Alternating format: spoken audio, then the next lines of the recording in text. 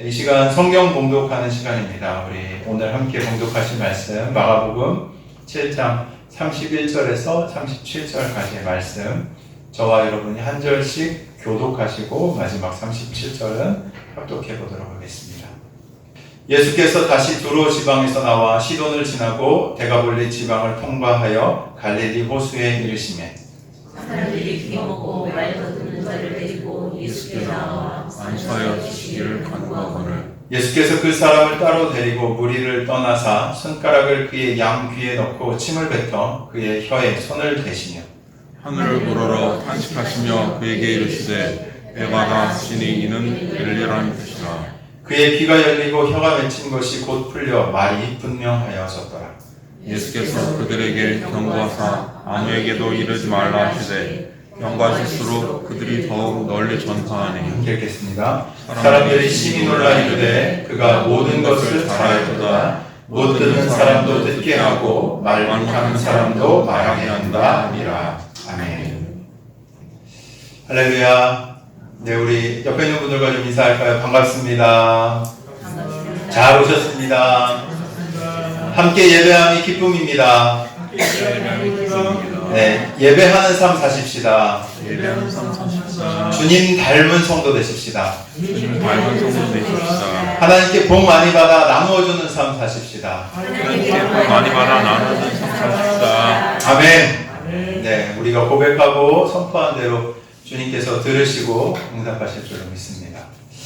우리가 드리는 것, 우리가 날마다 주일마다 주 앞에 예배하죠. 예배. 그 예배 한자 말이 혹시 뭔지 아십니까? 예를 갖추어 절하다. 네, 맞아요. 예식할 예할 때 그 예고, 배는 엎드린 세배할 때 그 배자가 동일하게 쓰여지는 거거든요. 예배는 무엇인가 하면 하나님 앞에 엎드리는 겁니다. 엎드린다는 건 어떤 의미가 있는가 하면 그 엎드리는 존재 앞에 내 모든 것을 뭐예요? 맡긴다는 의미가 있는 거예요. 예배는 엎드리는 겁니다. 구약에서 이걸 아바드라고 하고 신약에서는 이거 프로스키네어라는 단어를 사용하는데 말 그대로 주님의 전적인 주권을 인정하면서 엎드리는 거죠. 그 앞에 있는 존재가 나를 어떻게 하시든지 상관없이 나는 당신의 주권을 전적으로 인정합니다 라고 고백하면서 주 앞에 바싹 엎드리는 거. 헬라어 프로스키네어가 예배라는 단어인데 되게 재밌어요. 어떤 때 쓰여지냐면 그 강아지가 주인의 발 앞에 이렇게 가가지고 그 발을 핥는 거예요. 이렇게. 그게 예배에 쓰여진 동일한 단어가 그렇게 쓰여집니다. 예배는 우리가 드려드리는 것인가요? 아니에요. 주님 앞에 바싹 엎드려서 하나님이 나에게 무엇이라 말씀하시는지를 듣는 시간인 줄로 믿습니다. 여러분, 예배하기 위해 오셨습니까? 저도 예배자로 이 자리에 섰습니다. 우리가 바른 예배자로 살 때 바른 그리스도인으로 살 수 있는 거예요. 생명과도 같은 예배 우리가 지켜나가야 될 필요가 있는 거예요. 아니면 지난번에도 말씀드렸지만 우리는 우리 안에 자연스럽게 발생하는 이 옛 죄성, 내 옛 자아의 그 구정물과도 같은 이 거짓된 메시지들에 휩쓸리며 살아갈 수밖에 없어요. 기억하시죠? 지난번 말씀 우리가 그 예수님이 바리새인들과 서기관들의 질문에 대답하시면서 원래 사람의 마음 가운데 이렇게 계속해서 나오는 것이 무엇이다 말씀해 주신 것 기억하시잖아요. 우리가 예배함으로 살아갈 수 있습니다. 그리스도인답게. 우리가 예배함으로 그 옛 자아에 휩쓸리면서 살아가는 자가 아니라 능력 있는 그리스도인으로 살아갈 수 있게 되는 것이죠. 예배에 생명을 거는 우리 민들교회 성도님들이 되시기를 축원합니다. 예배하지 않으면 우리는 자연스럽게 하나님과 멀어질 수밖에 없어요. 예배하지 않으면 우리는 하나님의 뜻을 분별하는 삶을 살아갈 수 없게 되는 겁니다. 그래서 예배를 생명과도 같이 여기면서 지키는 그런 삶의 모습들이 우리 가운데 있어야 하는 것이죠. 저는 이 예배의 뜻을 알고 또한 이 예배 안에 그러니까 주님을 정말로 간절히 필요하다라는 마음과 고백을 가지고 오는 자들 가운데 성령님이 임재하신다고 믿어요.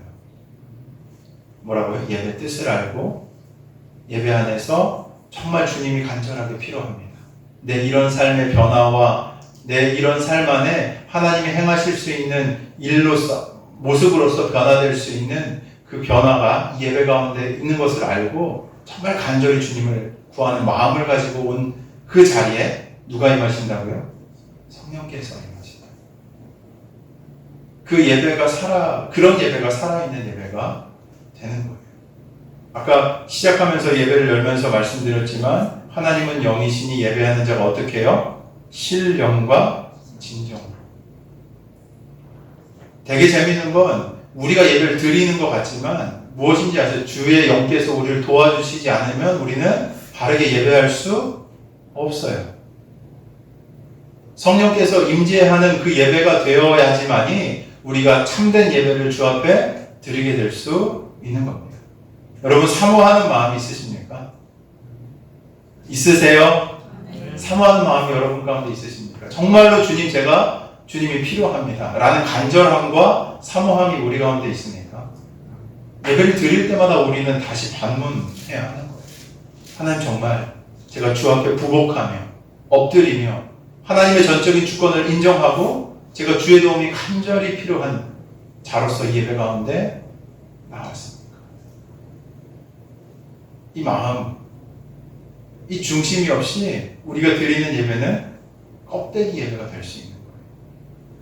그냥 나와서 1시간 때워드리고 가는 예배. 저는 우리 가운데 그런 예배가 없기를 간절히 바랍니다. 간절함으로 주님을 사모함으로 나와서 주의 음성을 듣고 우리 영혼이 새로운 힘을 얻어 살아갈 수 있는 참 그리스도인의 삶 저와 여러분이 함께 살아가시길 주의 이름으로 축원합니다. 날이 많이 덥더라고요. 네, 저도 오늘 오면서 간만에 에어컨을 다 틀었는데도 차 속이 아주 후덥지근해가지고 땀이 계속 나서 좀 고생을 했는데 이 더운 날씨에 우리가 좀 처질 수 있는데 우리가 주님을 함께 모시고 살아가는 성도로서 마땅히 우리가 주 앞에 드려야 될 예배와 또 묵상과 기도의 삶 이 모든 것들이 우리 일상의 삶 가운데 녹아들어져 바른 그리스도인의 모습들이 우리 가운데 있기를 간절히 바랍니다. 네, 오늘 본문 말씀 한번 좀 살펴보도록 하겠습니다. 네, 오늘 본문 31절 예수님께서 이동하신 경로가 이 31절에 기록이 됩니다. 그 경로를 한번 살펴보면 지도 한번 좀 보여주시겠어요? 보면은 이동하신 경로가 31절에 기록되는데 어디에서 어디로 이동하셨다고 나와 있죠? 두로에서 시돈으로 그리고 어디로요? 대가볼리로 이동하셨다가 다시 갈릴리 호수로 돌아오셨다라고 이렇게 기록합니다. 지도를 보면은 이게 효율적인 동선은 아니에요. 그 여정 자체가. 그러니까 만약에 최종 목적지가 갈릴리였다면 두로에서 어디로 가는 게 맞죠? 동남쪽으로 내려오는 게 쭉 그냥 내려오는 게 제일 가깝잖아요. 그죠? 갈릴리로 바로 동남쪽으로 내려와 이동하는 게 합리적인 경로입니다. 근데 예수님의 경로를 살펴보면 좀 되게 특이해요. 두로에서 어디로 올라가죠? 시돈, 이 북쪽입니다. 더 위쪽이에요. 올라가셨다가 다시 이 동남쪽에 먼 길을 쭉 둘러가지고 이 데가볼리, 지난번에 말씀드렸죠. 데가볼리 합성어라 그랬는데 데카폴리스, 이 데카는 10이란 뜻이고 폴리스는 도시. 그래서 10개의 도시 지역을 묶어서 함께 부르는 이방인의 지역이 데가볼리라고 말씀을 드렸는데 이 데가볼리 지역을 이렇게 쭉 순회하시고 걸으신 여정이 기록되고 있는 겁니다. 이 지리적으로 볼 때 두로는 시돈에서 제가 이제 쭉 찾아보니까 한 35km 정도 떨어져 있어요. 두로에서 시돈으로 올라가려면 35km 정도. 거기에서 다시 호수를 이렇게 빙 동쪽으로 둘러서 이 데가볼리 지역에 이르는 여정을 쭉 한번 그 지도상으로 거리를 재봤을 때 대략 한 200km가 정도 되는 상당히 먼 거리를 이렇게 이동하신 것을 보게 되죠. 이런 경로는 원래 일반적이지 않고 비효율적인 이동 경로였어요. 예수님과 제자들이 이런 이동을 굳이 한 이유가 무엇일까라고 이제 추정해 보는데, 여러 가지 이유들을 추정해 보는데, 먼저는 이 7장 초반부의 사건 때문이라고 하는 해석이 하나 있습니다. 7장 초반부에 누가 찾아오죠? 네, 기억하시죠? 7장 초반부 누가 찾아오죠? 예루살렘에서 바리새인들과 누구요? 서기관들이 찾아와가지고 예수님께 이렇게 묻는데, 사실 이게 묻는다기보다 지난번에도 말씀드렸지만 예수님을 시험하고 공격하기 위해서 찾아온 것들을 우리가 함께 살펴보았죠. 그러니까 예루살렘으로부터 이들이 찾아와서 예수님의 사역을 회방을 놓으니까 또 이 권력자들이 이제 조직적으로 이 사역을 방해하겠다는 마음을 먹게 되니까, 그 이후에 그러면 예수님께서 이방인의 땅으로 들어가셔서 사역을 하시게 된 것이다, 이렇게 좀 둘러가는 여정들을 하게 됐다라고 말하기도 합니다. 실제로 이방 지역을 돌아다니면서 다시 유대 지역으로 돌아온 시점 살짝 보시면 8장 11절 보면 무슨 얘기가 기록되어 있죠? 보면은 뭐 하고 있어요? 네, 바리새인들이 또 등장해서 어떻게 하죠? 네, 예수님을 비난하고 공격하는 모습이 바로 이어져서 기록되고 있는 것들을 볼 수 있습니다. 예수님께서는 이들을 피해서 하나님의 나라를 전하셨던 것이다 라고 말을 하는 거죠. 어떻게 보면 일리가 있어 보입니다. 네. 그렇지만 속내는 다 알 수가 없죠. 추정이긴 해요. 이게 맥락상 이렇게 다시 유대 지역으로 바로 돌아가시는 게 아니라 쭉 돌아서 이방인의 지역을 둘러서 예수님이 이 여정들을 소화하셨던 것. 정확한 이유는 알기 어렵습니다. 근데 저는 이런 접근도 있지만 이것보다 지난주 살펴보았던 누구였죠? 누구와의 만남이 있었죠?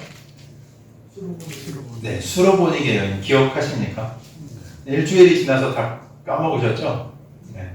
지난주 우리가 함께 살펴봤던 이 수로보니게 여인과의 만남이 또한 예수님이 이렇게 빙 둘러서 이방인의 지역들을 이렇게 순회하시는 이 계기가 되지 않았는가라는 생각을 좀 해보았습니다.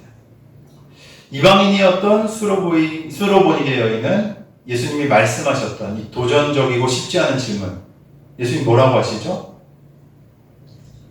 자녀의 떡을 취해서 누구한테? 개에게 주는 게 옳지 않다. 근데 여인은 어떻게 대답하죠? 28절 보면 주님 옳습니다. 그러나 그 상 아래 있는 개들도 그 아이들이 흘리는 부스러기를 얻어먹습니다 라고 고백하는 내용들을 봤죠. 자신을 개라 말씀하시며 도전하셨던 그 대답에 이 이방 여인은 너무나도 놀라운 믿음의 고백을 예수님 앞에 드렸던 겁니다. 원래 맞아요. 이 순서 자녀인 이 유대인들을 대상으로 예수님이 먼저 사역하시는 것이 계획이었습니다. 또 유대인들이 주인의 상에서 먼저 먹고 누리는 것이 순서였어요. 하지만 그 이방 여인의 이 믿음의 고백은 아마도 이 예수님의 다음 여정에 영향을 준 것이 아닐까. 오늘 시작 31절의 말씀이죠. 하는 생각을 해보게 되었던 거죠. 이 수로보니게 여인이라고 하잖아요. 수로보니게 여인. 이것도 합성어거든요. 수로보니게. 시리아하고 이 페니키아를 묶어서 같이 부르는 게 이 수로보니게라고 이야기하는 명칭입니다. 근데 재밌는 거 한번 보시겠어요? 아까 그 지도 보시면 예수님이 두로, 시돈, 페니키아 이렇게 쭉 둘러서 올라가시잖아요. 그 지역 자체가 어딘지 아십니까? 수로보니게 지역이에요. 수로보니게 지역을 예수님이 쭉 훑으시는 거예요. 그 지역 전체를 둘러보시는 거죠.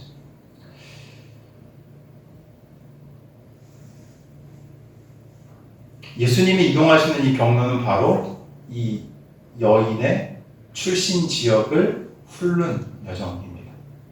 예수님께서는 부스러기라도 잡는 그 이방 여인의 믿음을 보셨고, 이 이방인의 지역에 이 같은 믿음 있는 자들을 찾으시며 그곳에 하나님의 나라를 전하셨던 것이 아닐까. 그곳에도 이런 믿음을 고백하는 자들을 찾고 전하셨던 것이 아닐까. 이렇게 예수님의 여정을 본다면 참 놀랍지 않습니까? 한 이방 여인의 믿음의 고백을 통해서 예수님의 여정이 결정되어지고 하나님 나라의 은혜가 흘러간다는 것. 전 이렇게 말씀드리고 싶어요. 우리가 주님 앞에서 고백하는 믿음의 고백은 이러한 힘과 능력이 있는 줄로 믿습니다. 주님께서 들으시잖아요. 그죠? 우리 고백. 특별히 우리가 믿음으로 주님 앞에 드리는 그 고백은 이런 능력이 있는 것이죠. 믿음의 고백이 주님께 드려지고 사람들에게 나누어짐으로 우리는 주님의 나라가 확장되는 것을 함께 주와 보게 되는 것입니다. 이렇게 교회는 계속되어서 확장되어져 가야만 합니다. 믿음의 고백을 통해서 경계가 허물어지고 하나님이 일하시는 영역이 되도록 우리의 믿음을 드려야 하는 소명이 바로 우리 그리스도인들 가운데 있는 것이죠. 믿음의 고백을 통하여 예수님께서는 기꺼이 이방의 지역으로 걸음을 옮기셔서 자신의 나라를 전하신 것입니다. 우리 역시 주님의 이러한 걸음을 닮아 나아가야 할 곳으로 나아가 복음을 그리고 그 나라를 전하는 주님의 백성 되시길 주의 이름으로 축원합니다. 오늘 함께 봉독했던 이 사건은 지금 이러한 배경에서 예수님이 하신 일이 기록되고 있는 거예요. 이 32절을 보면 한번 같이 읽어볼까요? 시작. 사람들이 귀먹고 말 더듬는 자를 데리고 예수께 나와 안수하여 주시기를 간구하거늘. 보면 귀먹고 말을 더듬는다는 것은 뭐 지금의 말로 하면은 청각장애와 언어장애를 가진 사람이라고 표현할 수 있을 듯합니다. 이제 아이를 키워보니까 이제 어떻게 말이 트이는지를 좀 알겠더라고요. 먼저 아이들은 어떻게 하죠? 부모가 하는, 애들 말 못하잖아요. 응애응애만 하고 있잖아요. 막 울음으로써 모든 걸 다 표현하다가 계속 반복해서 부모가 어떻게 하죠? 네, 말을 해줍니다. 우르르 달래기도 하고 맘마 먹어 얘기하기도 하고 아빠야 아빠 하고 얘기하기도 하면서 그 얘기들을 반복적으로 들으면서 어떻게 해요? 아이들이 말이 트이기 시작하는 거죠. 그러니까 반복적으로 듣는 것을 통해서 모방하면서 말을 배우게 됩니다. 근데 이 청각장애, 언어장애를 가진 사람이 어떻게 이렇게 되었는지는 정확하게 알 수 없지만 이렇게 말을 더듬는 사람이고 그 다음에 어떻게 귀는 듣지 못하는 사람인 거예요. 그러면은 말을 했다라는 거는 그래도 처음에는 좀 듣지 않았을까라고 생각을 해볼 수 있지 않겠습니까? 듣고 말을 좀 하다가 무슨 사건과 사고로 인해서 아마 청력을 잃어버린 게 아닐까. 제가 묵상을 너무 깊이 했는지 하여튼 이런 것까지 생각이 좀 들더라고요. 그래서 말을 어설프게 하게 된 거는 이제 말을 하다가 이제 상대방의 말이 들려지지 않고 내 말이 들어지지 않으면 어떻게 되냐면 혀가 굳어지고 발음이 부정확해지는 거예요. 아마 그런 상황에 처한 사람이 지금 이 사람이 아닐까라는 좀 생각을 해보게 됐습니다. 그러니까 말을 더듬는다라고 기록되어 있으니까 이 사람이 어느 정도 말을 할 수 있었는지에 대해서는 정확하게는 알 수 없지만 당연히 듣지 못하니까 정상적인 대화는 어려웠던 것이 분명하고요. 또한 이 당시 문화에서 이 청각 장애와 언어 장애는 종종 이 신의 징벌이었어요. 죄에 대한 결과, 귀신 또는 귀신 들림의 증상으로 여겨지기도 했었습니다. 그래서 아마도 이 사람은 이제 소외와 차별 가운데 있었던 사람임이 분명한 것이죠. 근데 그 사람이 예수님께 나올 수 있었던 이유가 32절 첫 번째 기록되어 있어요. 어떻게 되어 있습니까? 사람들이 누군지는 몰라요. 근데 사람들이 이 사람을 예수님 앞으로 지금 데리고 나왔던 거죠. 아마도 이 사람의 가족일 수도 있고요. 아마도 이 사람의 어릴 적 옛 친구, 교우, 벗일지도 모르겠습니다. 그 사고 옆에 함께 있었던 사람일지도 모르겠어요. 하지만 어떤 사람인지 모르지만 이 사람이 예수님의 소문을 듣고 이 아픈 친구를 데리고 온 것이죠. 되게 중요한 것을 우리에게 또한 가르칩니다. 이 사람 스스로는 예수님께 나올 수 없었습니다. 하지만 어떻게 해요? 사람들이, 주변의 사람들이 대신 그의 손을 붙들고 어떻게 해요? 예수님께로 이끌었다는 것이죠. 오늘날도 마찬가지입니다. 우리는 믿지 않는 가족이나 스스로 예수님께 나아올 수 없는 힘이 없는 연약한 자들, 연약한 영혼들을 인도해야 하는 소명이 우리 가운데 있는 것이죠. 사람들이 있어서 이 사람이 예수님께로 나왔다니까요. 지금도 마찬가지예요. 누군가가 예수님께로 인도할 수 있는 사람들이 있어야지 그 영혼들이 예수님께로 나올 수 있게 되는 것입니다. 이런 내용은 복음서 곳곳에 등장해요. 중풍병자 기억하시죠? 중풍병자 걸린 사람들, 친구들이 내 귀퉁이 메꿔가지고 어떻게 합니까? 지붕을 뚫어요, 지붕을. 지붕을 뚫어가지고 얼마나 황당해서 우리가 이렇게 막 지금 예배를 드리고 있는데 갑자기 천장에서 막 두두두 소리가 나더니 위에서 침대가 이렇게 쭉 내려온다고 한번 상상해 보십시오. 얼마나 당황했겠어요. 근데 또 봐야 될 점은 무엇인가 하면 그만큼의 열정을 가지고 그 친구를 어떻게 해요? 그 자리로 데리고 오려 했던 사람들의 마음, 열정이 그 가운데 있었다는 것이죠. 또 재밌죠. 맹인 바디메오가 막 소리를 칩니다. 근데 그때 막 그 바디메오를 제지했던 사람들이 있었지만 또 다른 부류의 사람은 어떻게 하냐면 그를 맹인을 끌고 붙잡아서 예수님 앞으로 인도했던 사람들이 있었다는 거예요. 예수님의 치유와 구원의 역사에는 반드시 누군가의 중재와 믿음이 있는 것을 보게 되는 것이죠. 구원의 역사, 치유의 역사 안에는 반드시 누군가의 중재와 믿음이 있었던 겁니다. 오늘 본문에서도 마찬가지예요. 예수님은 그 사람을 데려온 이들의 어떻게 보면 간청을 들으시고 이 사람에게 자비를 베푼 것이죠. 그 사람 말할 수 있었습니까? 못했다니까요. 어설펐어요. 제대로 커뮤니케이션 할 수 없었다고요. 근데 그 사람들이 듣지 못하고 어눌하게 말하는, 말도 제대로 할 수 없는, 의사소통이 어려운 그 사람들을 데려와서 간청을 하는 거예요. 그렇기 때문에 그 은혜가 그에게 임했던 것이죠.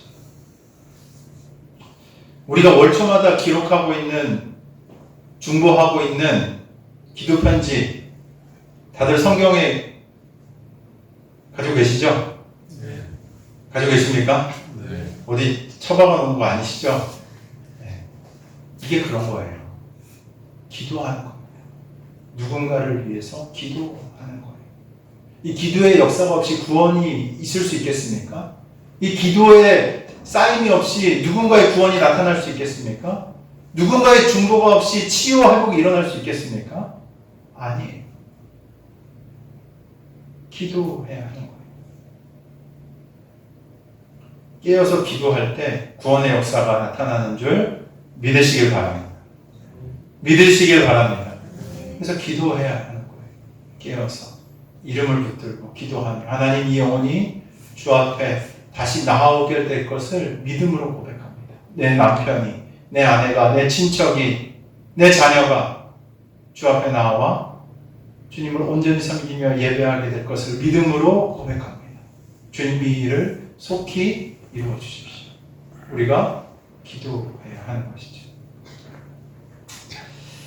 한편 여기 귀 먹고 말 더듬는 이라는 이 표현은 원어로 보면은 매우 흥미로운 단어를 사용하고 있습니다. 이 마가복음은 이 신약 성경에서 유일하게 이 사람의 상태를 헬라어로 뭐라고 표현하냐면 모길랄로스라는 단어를 쓰거든요. 딱 한 번 나와요. 신약 성경에 딱 한 번 나옵니다. 모길랄로스. 귀 먹고 말 더듬는. 근데 제가 궁금하니까 찾아봤겠지 않겠습니까? 근데 신약에 한 번 나오고 어디에 또 한 번 나오고 구약에 딱 한 번 나와요. 구약 어디에서 나오는가 하면 이사야서 53장 6절에 나옵니다. 무슨 내용인가 하면 장차 이말 메시아의 시대에 하나님의 행하실 구원을 노래하면서 그때에 말씀 뭐라고 기억하냐면 그때에 맹인의 눈이 밝을 것이며 못 듣는 사람의 귀가 열릴 것이며 자는 사슴처럼 뛸 것이며 말 못하는 자가 노래하리라 라고 예언한 내용. 그 단어 한 번, 신약의 단어 한 번. 아마 마가가 이거 기록할 때 이거 몰랐을까요? 지금 예수님이 행하신 이 치유의 사건이 바로 이 이사야 선지자가 소망하던 이 메시아 시대의 실제 실현임을 암시하고 있는 것을 이 특별한 어휘를 사용해서 얘기하고 있는 것이죠. 이건 분명하게 이 치유의 사건이 일어날 때 이 이사야의 말씀을 염두에 두고 기록한 것이라고 볼 수밖에 없는 것이죠. 다시 말해서 뭡니까? 못 듣고 말 더듬는 사람이 고침받은 것은 메시아와 하나님의 나라가 지금이랬다 라는 표적이라는 거예요. 여기서 이미 우리는 예수님이 어떠한 분이신지 또 이적의 더 깊은 의미가 무엇인지 엿볼 수 있는 거죠. 이 곧 살펴볼 치유의 자세한 과정 속에서도 이러한 메시지가 계속해서 드러나게 됩니다. 33절부터 35절에 걸쳐서 예수님이 어떻게 이 사람을 고치시는지가 자세하게 묘사가 됩니다. 우리는 이 복음서에서 다양한 예수님의 치유의 방식들을 좀 보아왔거든요. 근데 이번에 하시는 치유는 조금 독특한 동작들이 등장하는 것을 보게 됩니다. 33절 같이 한번 좀 읽어볼까요? 시작. 예수께서 그 사람을 따로 데리고 우리를 떠나사 손가락을 그의 양 귀에 넣고 침을 뱉어 그의 혀에 손을 대시며 하늘 네, 거기까지만 보면 예수께서 먼저 어떻게 하시죠? 그를 따로 데리고 무리를 떠나서 조용한 곳으로 인도하시더니 이 손가락을 그 두 귀에 넣고 침을 뱉으시고 그 침으로 혀를 만지셨다라고 기록합니다. 그리고 하늘을 우러서 탄식하시면서 아람어로 에바다 무슨 뜻입니까? 열려라 라고 말씀하시자 그의 귀가 열려지고 혀가 풀려서 밝히 말하게 되었다라고 기록하죠.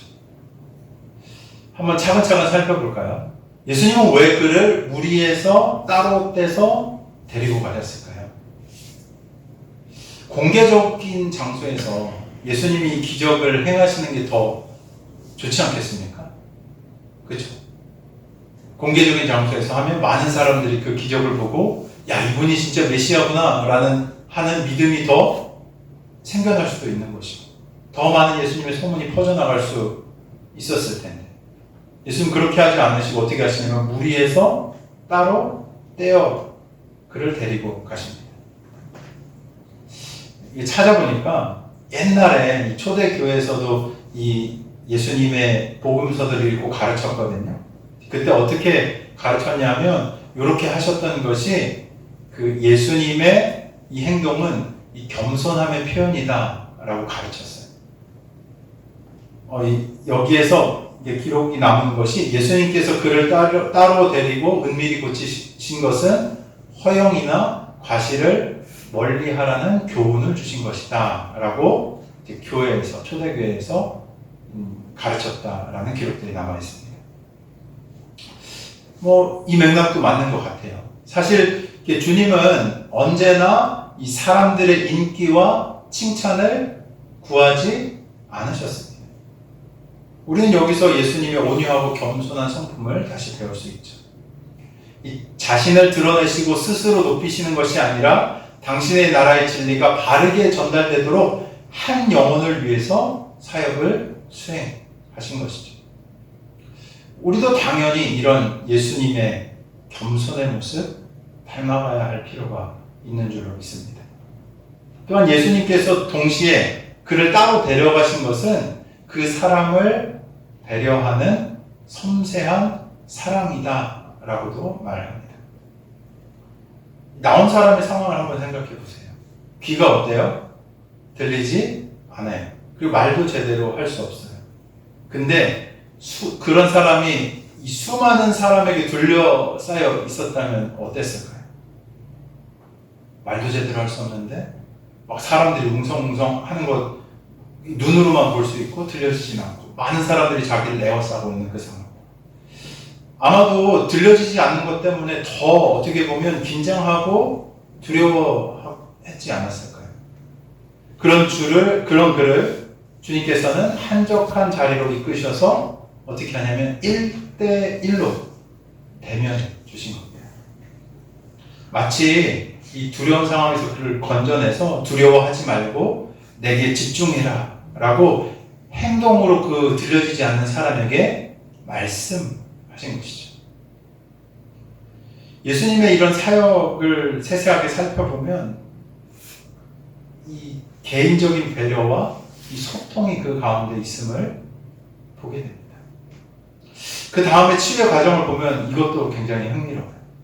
예수님이 가지신 능력이라면 어떻게 하면 됩니까? 그냥 나아라, 풀려라, 열려라 라고 바로 그 자리에서 말씀만 하시면 되는데 어떻게 하십니까? 그렇게 하지 않으세요. 어떻게 하죠? 손가락을 그 두 귀에 넣으십니다. 그리고 또한 침을 뱉어서 그 침으로 그의 혀를 직접 만지시죠. 이런 장면이 별로 없어요, 사실. 복음서 전체를 살펴봐도 되게 생소한 장면입니다. 왜 굳이 예수님께서 이런 신체적인 접촉과 동작을 사용하셨을까? 여러 가지 해석이 있을 수 있지만 저는 먼저로 예수님의 몸의 거룩한 능력을 이것을 통해서 보여주는 것이다 라는 마음이 있었습니다. 초대교회에서도 예수님의 몸은 신성, 하나님의 거룩함과 연합이 되어서 그 모든 지체가 거룩해졌기 때문에 그분의 손길, 그분의 모든 것이 치유의 능력이 있다라고 해석하고 가르쳤어요. 실제로 복음서를 보면 예수님의 어떻게 해요? 옷자락만 만져도 어떻게 됩니까? 이 혈류병 걸린 여인이 나음을 받았던 기록들을 우리가 살펴볼 수 있죠. 예수님의 손과 몸은 무엇인가 하면 하나님의 능력이 흐르는 통로라는 거예요. 이적을 행하실 때 굳이 이런 접촉을 하신 것은 우리에게 당신의 이 성육신의 신비를 가르치는 의미도 담겨 있는 것이죠. 하나님이 사람이 되어서 우리와 같이 살과 피를 입으셨고 그 거룩한 살과 피로 우리를 치유하신다 라는 이 복음의 핵심적인 진리를 미리 보여주시는 행동이기도 한 것입니다. 제가 이걸 좀 자세하게 찾아보니까 어떤 신학자는 예수님이 이 침을 사용하신 것을 장차 이제 십자가에 흘리실 보혈을 예표하는 행동으로 이 상징적으로 하셨다라는 해석들을 하기도 합니다. 뭐 이건 상징적인 해석이지만 실제로 예수님의 보혈로 우리 영혼이 깨끗해지고 구원을 받는다는 것을 생각해 본다면 이것도 그래 그냥 틀린 말은 아닌 것 같다라는 생각이 듭니다. 이 동시에 이런 행동을 보면 이 비언어적인 소통이기도 해요. 왜냐면은 이 나온 사람이 어때요? 말을 못해요. 언어적인 소통을 할 수 없는 거잖아요. 그러니까 예수님의 행동은 이 비언어적인 이 병든 자와의 소통의 측면에서 우리가 볼 수 있는 거죠. 예수님이 무슨 말을 하셔도 못 알아듣습니다. 그렇다면 예수님께서 그의 귀에 손가락을 넣고 혀를 만진다는 것 어떤 의미였겠습니까? 그 행동 자체가 몸으로 하는 대화인 거예요. 내가 내 닫힌 귀를 열어줄 거고 내 묶인 혀를 풀어줄 거예요. 라는 것을 손짓으로 보여주신 것이죠. 또한 하늘을 울어서 이제 기도하시잖아요. 하늘을 울어보신 것도 말 못하는 그에게 이 치유의 능력은 어디로부터 오는 것? 하늘로부터 하나님께로부터 오는 것이라는 것을 시각적으로 가르쳐주는 행동이었던 거죠. 예수님께서는 이렇게 세밀하게 그 고통받고 있는 환자와 소통하면서 공감하고 계셨습니다. 오늘날로 치면 이 마치 어떻게 보면 전문 그 수화 통역사처럼 상대방의 언어로 다가가시는 예수님의 모습이 이것 가운데 기록되어 있는 것이죠. 얼마나 따뜻하고 친근한 장면입니까?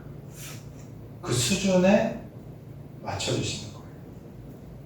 자신의 능력으로 한 번에 처리하시는 게 아니라 어떻게 하냐면 이 사람의 수준에 맞춰주시는 거예요. 전 주님이 이런 분이라고 믿어요.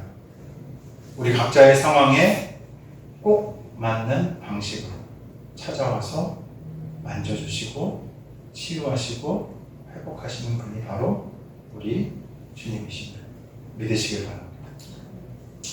꼭 같은 방법은 아니어도 때로는 전하는 말씀으로, 묵상하는 말씀으로, 때로는 다른 사람의 손길로, 때로는 마음에 주시는 감동으로 우리를 고치시고 인도해 가시는 거죠. 예수님께서 손과 침으로 귀와 혀를 만지신 후에 하늘을 향해 깊이 한숨을 내쉬듯 탄식하셨다라고 말씀을 기록합니다. 그리고 에바다! 라고 선포하시죠. 예수님의 탄식은 어떤 의미였을까요? 물론 예수님께서 무언가 부족해서 하나님께 도우심을 구해 제발 들어주세요 라고 한숨 쉰 것은 당연히 아닐 겁니다. 예수님은 전능하신 하나님의 아들이시기에 어떤 치유도 능히 거뜬히 행하실 수 있는 분이시죠. 그럼에도 이 사람의 몸을 입으신 주님께서는 이 인간의 연약함과 고통에 깊이 공감하셔서 한숨 쉬시며 무엇 하신 것이냐면 마음 아파하신 거예요. 이 초대교회에서 이 장면을 또 어떻게 가르쳤냐면 예수님께서 우리 사정을 자기 안에 받아들이셔서 인간의 비참함을 가슴 아파하시면서 탄식하신 것이다 라고 가르치고 설명했습니다. 마치 장례식장에서 우는 자들과 함께 우는 것.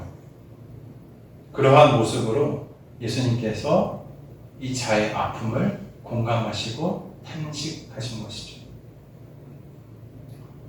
예수님, 우리와 이웃의 죄악으로 인해서 하나님께 자비를 구하며 탄식하는 자의 본이 바로 예수님의 탄식이다 라고 말씀하기도 합니다. 그러면 이게 무엇인가? 저는 이 탄식이 무엇이라고 보여졌냐면 예수님의 중보자의 모습이 어떤 것인지를 보여주신 것이구나 라고 보여진 거예요. 죄로 망가진 인간에 대한 깊은 연민과 안타까움, 그리고 하나님 아버지의 긍휼을 구하는 마음이 예수님의 이 탄식 안에 담겨져 있는 것이죠. 우리도 때로 기도하시다 보면 이런 때 있지 않으십니까? 말로 못할 탄식이 나오는 때가 있어요. 그렇죠? 말이 안 나와요. 와서 어떤 영역, 누군가 이런 경험 없으십니까? 깊은 탄식에 말조차도 안 나오고 탄식하며 주여 하고 주님 앞에 머무르고 나아가는, 고백하는. 말씀도 그런 상황들을 주님께서 어떻게 인도해 가시는지 기록하거든요. 성령께서 언제 함께 하시는가 하면 그 탄식 가운데 함께 하십니다. 말할 수 없는 탄식으로 성령께서 중보하신다. 로마서에 기록되어 있죠. 주님의 한숨은 우리의 아픔에 함께 탄식하시되 또한 치유와 회복으로 이어지는 거룩한 한숨이었습니다. 예수님께서 입을 열어 뭐라고 얘기하시냐면 아람어로 에바다라고 선포하십니다. 마가가 친절하게 이 에바다의 뜻이 무엇인지 기록해 놓고 있는데 무슨 뜻이라고 기록합니까? 열려라 라고 이 서신을 읽고 있는 사람들에게 설명해 주고 있는 거예요. 예수님 당시의 언어인 이 아람어 단어가 이제 복음서의 원문에 이렇게 남아있는 경우가 몇 군데가 또 있는데 그거 기억하십니까? 달리다봄 기억하세요? 달리다봄 뭐였죠? 이거 우리 함께 보지 않았나요? 5장에 소녀여 일어나라. 엘리 라마 사막다니. 이것도 아람어거든요. 뭐죠? 나의 하나님 어찌하여 나를 버리셨나이까. 이게 바로 아람어 단어들입니다. 그러니까 예수님의 이 말씀을 생생하게 전하기 위해서 예수님이 실제로 그 단어를 말씀하신 거예요. 그러니까 그거를 모국어 발음 그대로를 여기에 기록해 놓은 거죠. 에바다가 지금 바로 그런 예인 거예요. 막힘없이 터져나오는 단 한마디 말씀. 주님의 입에서 에바다라고 나왔고, 이 창조주이신 이 예수님의 음성에 이 피조 세계는 즉각 반응하는 것을 보게 되죠. 35절에 보면 뭐라고 기록되어 있습니까? 즉시 그의 귀가 열리고 혀가 풀려서 말이 분명해졌다 라고 기록합니다. 귀와 혀가 동시에 회복되었을 뿐만 아니라 말을 분명히 하고 똑똑하게 할 수 있게 되었다고 기록하죠. 아마 이 사람은 귀가 안 들렸기 때문에 말이 어눌했을 건데 주님이 치유해 주시니 언어의 능력까지도 완벽하게 회복된 겁니다. 기적의 완전함을 보여주는 대목인 거죠. 본문에서 마가가 단순하게 말했다라고 한 것이 아니라 말이 뭐라고요? 분명하여졌다라고 굳이 이렇게 덧붙여서 기록한 것이 바로 이런 부분들을 설명해주고 있는 겁니다. 이건 단순하게 기능의 회복이 아니라 온전한 회복이 그 사람 가운데 임했음을 강조하고 있는 것이죠. 사랑하는 민들레교회 성도 여러분, 예수님의 치유의 능력이 바로 이러한 것입니다. 우리에게 주시는 회복, 온전한 회복이에요. 창조의 원형으로 온전한 회복을 주의 음성을 듣는 자들에게 주시는 것. 그것이 바로 주님께서 우리에게 주시는 회복인 줄로 믿으시길 바랍니다. 적당히가 아니에요. 이 정도 복 받았으니 아니요. 주님의 치유를 보시면 온전한 회복이 그 가운데 임한 것들을 우리가 볼 수 있는 것이죠. 우리가 주님 앞에 나아올 때 단순히 조금 나아지는 정도가 아니라 새 사람으로 완전히 바뀌어지는 능력이 주님께 있는 것입니다. 우리의 굳어있던 마음도 병든 영혼도 닫힌 관계도 주님이 에바다, 열려라 라고 말씀하시면 새롭게 열리게 되는 줄로 믿으시길 바랍니다. 저는 믿어요. 주님이 말씀하시면 못 풀릴 상황이 없는 겁니다. 주님이 주시는 회복은 적당히의 회복이 아니에요. 온전하고 완전한 회복입니다. 제가 속해 있는, 제가 배운 저희 교단 중생 성결 신유제, 이 신유 치유거든요. 하나님의 치유는 온전한 우리의 형상의 회복을 이야기하는 거예요. 적당하게 예전의 그 모습과 덧대어서 막 계속 그저 그렇게 살아가는 삶이 아니라 치유하시고 거룩하게 하시는 그 놀라운 주님의 능력을 힘입어 우리가 온전한 성화를 이루며 살아간다. 우리가 누구를 닮아서? 예수를 닮아서. 온전한 예수의 형상을 닮아가는 자들이 바로 그리스도입니다. 바로 성도이다 라고 말하고 있는 것이죠. 놀라운 치유가 일어났잖아요. 그죠? 여러 사람들이 아마 이 병 걸린 자를 데려왔을 겁니다.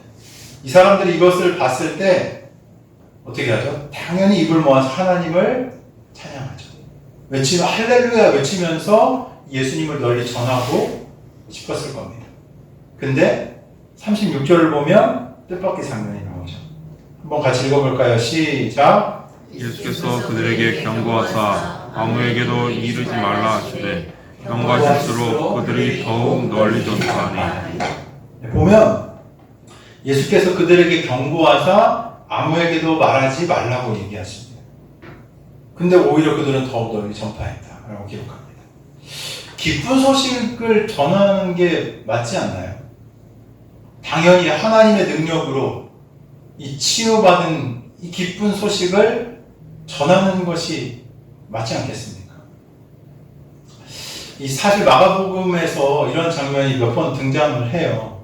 귀신을 쫓아내신 후에도 예수님 뭐라고 하시냐면 마가복음 1장에 나왔었죠? 귀신한테 뭐라고요? 아무에게도 조용히 라고 얘기하시고 전하지 말라고 했고, 병 고친 사람들에게도 아무에게도 말하지 말라고 경고하신 내용들 5장에서도 우리가 같이 살펴봤죠. 심지어 이 베드로가 예수님을 그리스도라고 이렇게 신앙 고백을 하는 때가 있거든요. 그때도 예수님은 제자들에게 뭐라고 얘기하시냐면 아무에게도 이르지 말라라고 말씀을 하십니다. 이러한 예수님의 의도를 두고 여러 가지 그 얘기들이 있거든요. 신학적인 논쟁도 있고 한데 막 토론도 하고 그래요. 저도 이게 기억이 납니다. 공부할 때 배웠던 막 다른 이제 하부들하고 지금 목사님 계신 분들하고도 이야기를 해보고 했었는데 이게 뭐라고 얘기하냐면 메시아의 비밀이라는 이제 것으로 이렇게 주제를 제목을 잡아가지고 얘기를 합니다. 메시아의 비밀. 곧 예수님이 자신의 정체와 기적을 일정 기간 숨기려 하신 이유에 대해서 무엇일까라고 얘기해보는 부분들인 거죠. 이거에 대해서 몇 가지 설명들이 있는데 먼저 무엇 때문인가 하면 첫 번째로 당시 사람들의 잘못된 이 메시아관을 경계하신 것 때문에 그렇다라고 봅니다. 이 당시 사람들이 메시아를 갈망했어요. 왜냐하면 로마의 치하에 있었고 유대인들에게 있는 그 강렬한 메시아 사상, 장차 이 다윗의 왕국을 재현해줄 메시아가 오셔서 우리를 자유하게 하시고 세계에서 가장 부강하게 하실 거야. 우리에게 살만한 세상을 열어주실 거야 라는 기대가 막 부풀었던 시기였기 때문에 이것을 이 열방을 경계하신 측면에서 예수님께서 아무에게도 말하지 말라라고 말씀하셨다는 설명들이 있습니다.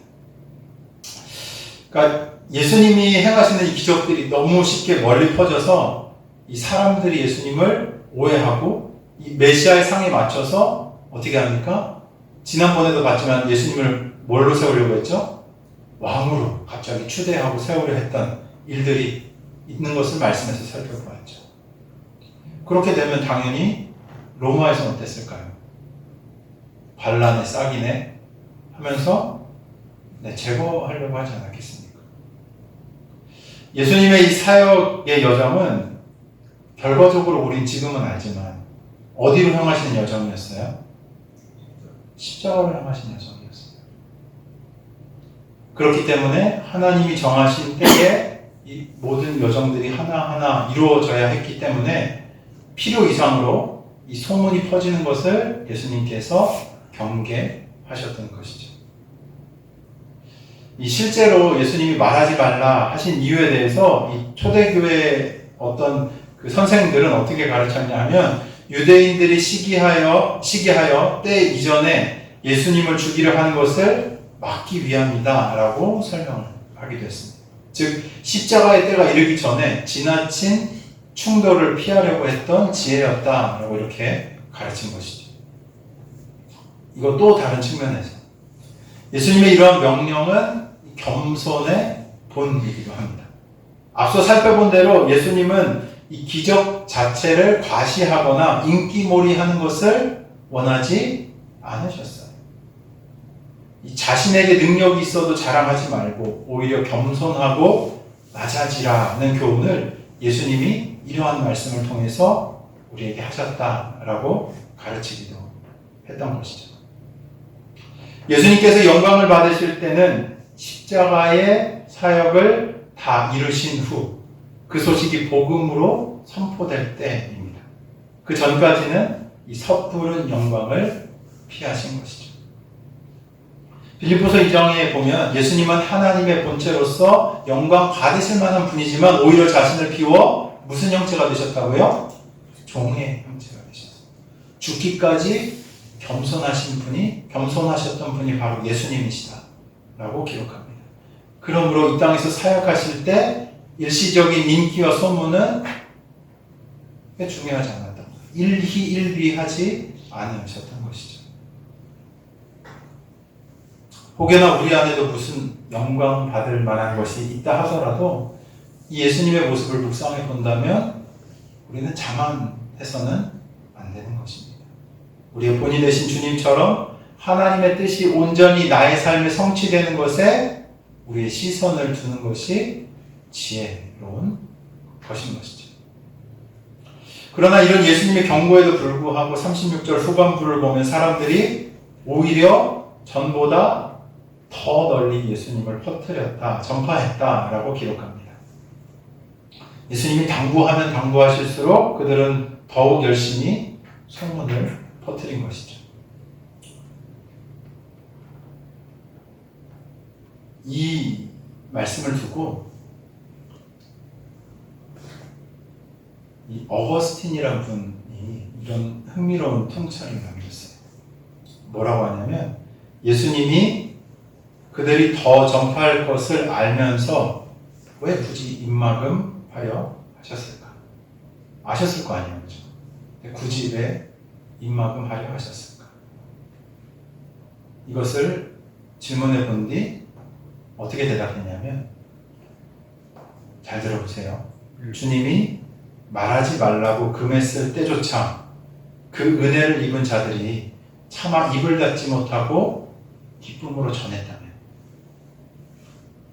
정작 주님께서 모든 제자들에게 온 천하에 다니며 복음을 전파하라 명하신 오늘 우리는 얼마나 더 순종함으로 담대하게 주님을 전해야 하겠는가.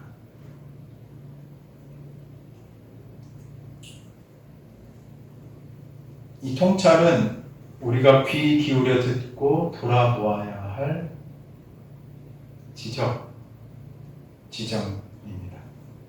초대교회 많은 성도들과 순교자들은 이처럼 예수님의 십자가와 부활의 복음을 전하라는 명령에 기쁨으로 순종했습니다.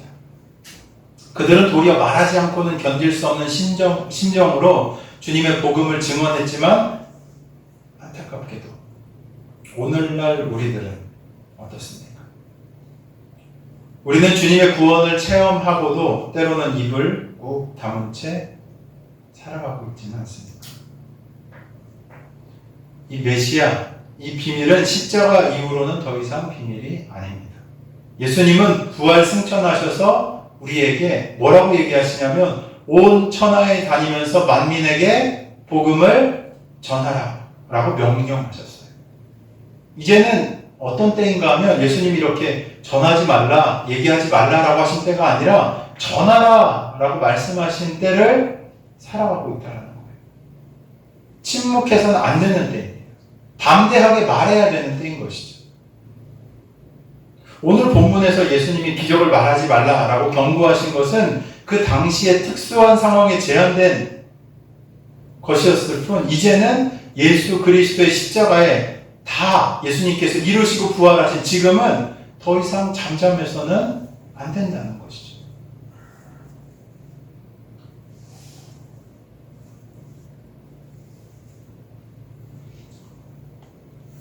교회들이 잠잠합니다. 전하기가 어렵다. 분위기가 아니다. 지금은 때가 아니다.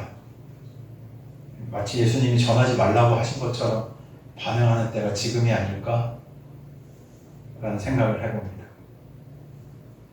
예수님 전하지 말라 할 때는 사람들이 전했는데, 우리 전하라고 만천하에 다니면서 복음을 전파하라고 말하신 때에, 아니요 주님, 지금은 때가 아닌 것 같아요. 바울은 뭐라고 얘기하는지 아세요? 내가 복음을 전하지 않으면 나에게 화가 있겠다. 화 있을 진짜. 내가 복음을 전하지 않아요.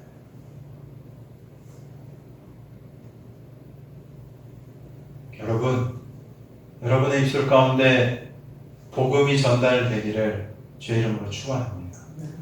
부끄러우세요? 우리 주님 부끄러우십니까?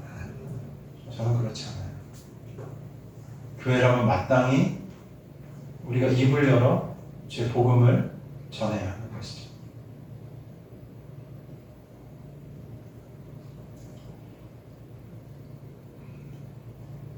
예수님께서 지금까지 한 육신, 한 영혼을 고치신 사건을 우리가 좀 함께 살펴봤습니다. 이걸 좀 영적인 교훈으로 한번 살펴보고 싶어요. 이 성경에서 질병과 장애, 이 치유의 기적은 단순하게 육체적인 회복을 넘어서 영적인 현실을 보여주는 때가 많이 있습니다. 예수님이 맹인의 눈을 여신 것은 영적인 소경됨에서 우리를 깨우시는 것을 상징하고, 중풍병자를 고치신 것은 죄로 마치 몸이 마비된 것처럼 살아가고 있는 자가, 영혼이 마비된 것처럼 살아가고 있는 자가 일어나게 된 것을 상징적으로 보여주기도 하는 것이죠. 오늘 본문에서 귀 먹고 말 더듬는 자의 치유도 마찬가지입니다. 초대교회에서는 이 본문을 설명하면서 영적으로 귀 먹고 말 못하는 사람은 하나님의 말씀을 들을 귀가 없고 입으로 하나님의 말씀을 시인하지 않는 자라고 가르쳤어요. 죄에 빠진 인류가 바로 그러한 상태라고 말하는 거죠. 원래 인간은 하나님의 음성을 듣고 교제하면서 하나님을 찬송하고 말씀을 선포하도록 지음받았습니다. 하나님의 영이 그 안에 거하셨던 거예요. 그 창세기에 사람을 만드셨던 그 내용의 참된 뜻입니다. 다른 모든 피조물에게는 허락하지 않으셨던 무엇이요? 생명을 그 코에 불어넣어 주시고 하나님의 영을 우리 가운데 두심으로 그분과 교제하면서 살아가며 하나님의 말씀을 선포하는 도구로서, 그분의 영광을 자랑하는 도구로서 우리들을 지으셨다는 거죠. 근데 아담의 범죄 이후에, 죄가 우리 가운데 들어온 이후에 이 인간의 영적인 청력과 언어의 능력이 완전하게 손상되어 버린 것이죠.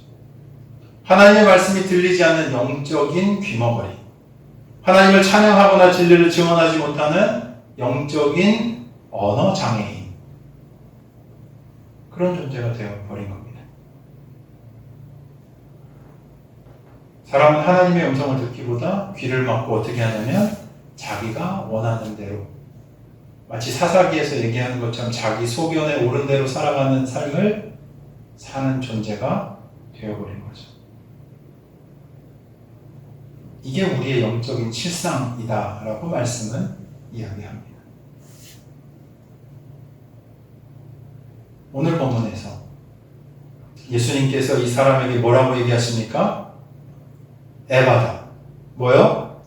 열려라 라고 말씀하신 것은 우리 모두에게 영적으로 에바다 라는 것을 선포하시는 것과 같은 말씀이에요.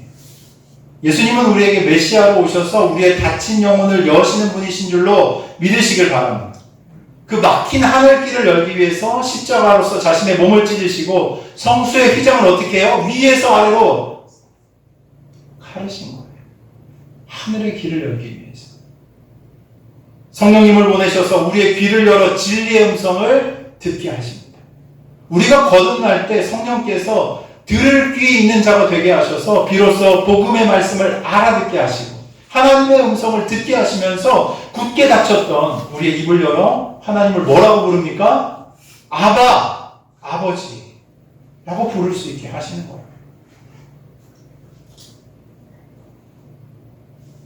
예수님은 오늘도 우리 각 사람의 심령 가운데 뭐라고 얘기하십니까?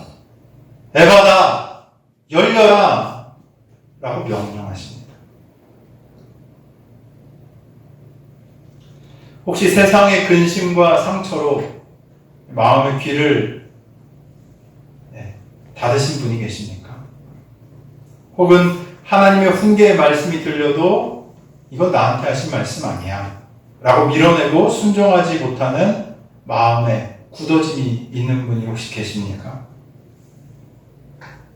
주님 앞에 정직하게 내어놓고 간구해야 하는 거예요. 주님, 제 귀를 열어주셔서 주님의 음성을 듣게 하여 주십시오. 제 혀를 풀어주셔서 주님을 찬양하게 하여 주십시오. 이렇게 기도해야 하는 것이죠. 어떤 분은 영적으로 귀가 막혀서 하나님의 사랑과 위로의 말씀이 안 들릴 수도 있어요.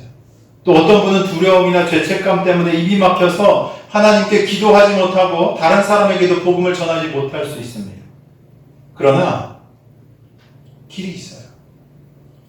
누구 앞에 나오면? 예수 앞에 나옵니다. 예수 앞에 나와 예수님의 말씀, 에바다 라고 말씀하시는 그 말씀을 듣는다면 길이 있는 겁니다. 예수님이 손수 당신의 손가락으로 우리의 귀를 타주시고 우리 입에서 나오는 침으로 우리 굳은 열을 적셔주셔서 우리 영혼의 깊은 곳이 부드러워지고 열려지는 역사가 나타나는 줄로 믿으시길 바랍니다. 실제 그런 일들을 했어요. 초대교회 때는 어떻게 하는지 아십니까? 이 예수님을 믿는다라고 하는 사람들이 나와서 세례를 할 때 귀와 입에 손을 대면서 에바다라고 선언해 줬어요. 열려라. 이제 옛사람의 옛 욕망에 쌓여 살아가는 자가 아니라 열려진 귀로 주의 음성을 듣고 열려진 입으로 하나님의 복음을 선포해라 라는 의식들을 실제로 했던 것이죠. 그리스도인이 된다는 것, 바로 영적인 귀와 입이 열린 자 살아간다는 겁니다. 살아계신 하나님의 음성을 듣고 그 음성을 대언하며 선포하는 자로 살아가는 것. 저는 그래요. 이 치유받은 자가 얼마나 기뻐했을까? 기뻐하지 않았겠습니까? 이전에 들리지 않던 것이 들려지고 내가 다른 사람과 소통할 수 없었던 내 입이 풀려지면서 얼마나 기뻐했을까요? 그 기쁨의 고백을 누가 막을 수 있었겠습니까? 막 터져나오지 않았을까요? 그 기쁨을 고백하지 않을 수 없지 않았을까요? 만나는 사람마다 자랑하고 싶지 않았을까요? 저는 이런 기쁨의 고백이 터져나오는 것이 그리스도인에게도 마땅히 있어야 한다라고 말씀드리고 싶어요. 주님이 나를 구원하셨는데, 주님이 죽을 수밖에 없는 나를 살려주셨는데, 죄로 멸망할 수밖에 없고 내 욕망에 따라 욕망의 전차처럼 달려나가는 세상의 악과 덧지어서 살아갔던 우리의 부족한 모습들을 주님이 구원하여 주셔서 거룩함이 무엇인지, 정결함이 무엇인지, 하나님의 자녀의 삶이 무엇인지를 깨닫게 해주셨는데 그 기쁨이 터져나오지 않는다면 무엇인가 이상한 게 아닙니까? 그 기쁨이 우리 가운데 있어야 하지 않겠습니까? 그런 사람들한테 터져나오는 고백들이 이런 거예요. 주님이 나의 주이십니다. 나는 그리스도인입니다. 나는 어느 곳에 있든 주님을 찬양합니다. 이런 고백들이 있지 않겠습니까?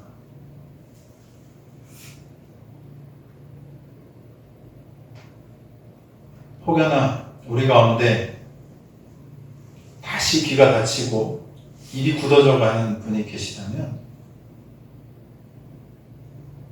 오늘 주님께서 다시 한 번 더 에바다 말씀해 주시는 은혜가 있기를 주의 이름으로 축원합니다. 어거스틴은 자신의 참회록에서 되게 못된 삶 살았거든요. 이 사람 어거스틴 전기 제가 읽어봤는데 뭐라고 고백하냐면, 참회록이 뭐라고 고백하냐면 하나님께서 자신을 회심시킬 때 내 귀를 열어주셨기에 내가 주의 음성을 들었다라고 고백합니다.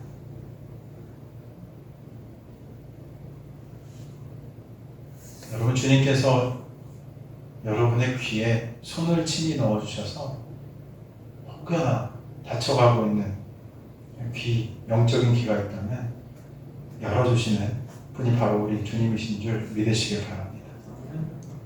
딱딱한 귀를 열어주시고 부드럽게 하시는, 어떤 일들이 나타나냐면 주의 음성이 들리기 시작하는 거예요. 송이 꿀보다도 단, 시편의 기자가 얘기하죠. 한순간에만 경험하며 살아가는 게 아니라고요. 그냥 옛날에 있었던 영적인 경험 한 번으로 그 울고먹으며 살아가는 게 얼마나 비참합니까? 아니에요. 그리스도인에서는 그런 게 아니라고. 예전에 내가 한 번 회심했을 때 있었던 그 기쁨으로만 살아가는 게 그리스도인의 삶이 아니라고. 매일마다, 매 순간마다, 지금도 이 땅에 역사하시는 하나님의 그 살아있는 음성을 듣고 주와 함께 감격하면서 살아가는 삶, 주와 함께 동행하면서 살아가는 그 삶이 바로 그리스도인의 삶이라는 것이죠.